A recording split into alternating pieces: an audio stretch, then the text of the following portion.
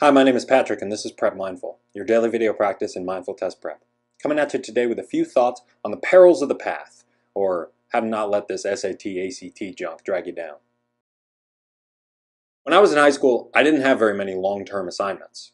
I was assigned plenty of them, but I interpreted that to be, oh damn, that's one big night of homework, 7-page paper, okay. Because I never had a reason to approach it otherwise. Yeah, there would be one awful night, but I didn't have to stretch the work out over multiple weeks, so I barely ever ended up doing so. With the SAT or ACT, though, it can't help but be a long process.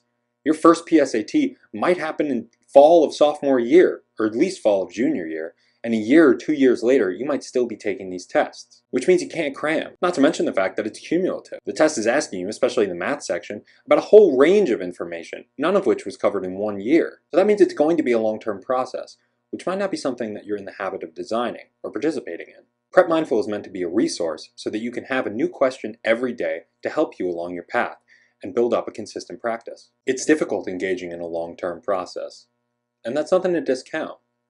Yes, everyone is going through it, but mostly everyone is also struggling with it. So have a little compassion with yourself to say, yes, I'm trying to improve at something over the long term, and that is difficult.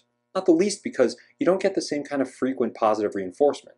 If you cram for a test and then it goes well, you get the grade a few days later and you think, oh nice, looks like I'm improving. With the SAT or ACT, it may not be that way.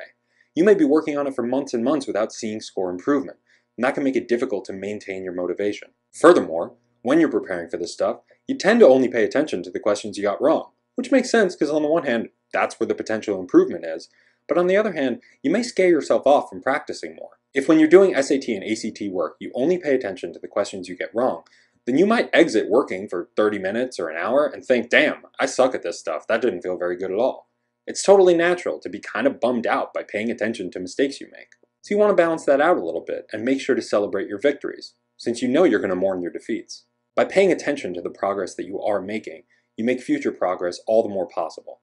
If you only pay attention to the mistakes you're making, well, you're probably not going to feel like paying much more attention to that, because that doesn't feel good at all. So that's one of the challenges of the process. Not only are you managing a huge body of information and absorbing it over the course of 1 or 2 years, you're also managing your own psychology and making sure that you can stay hungry, stay motivated, but also stay positive, and not let the whole thing become this stressful maelstrom of errors. And I hope Prep Mindful is one way to help you do that. Thanks for taking the time. My name is Patrick, and this has been Prep Mindful.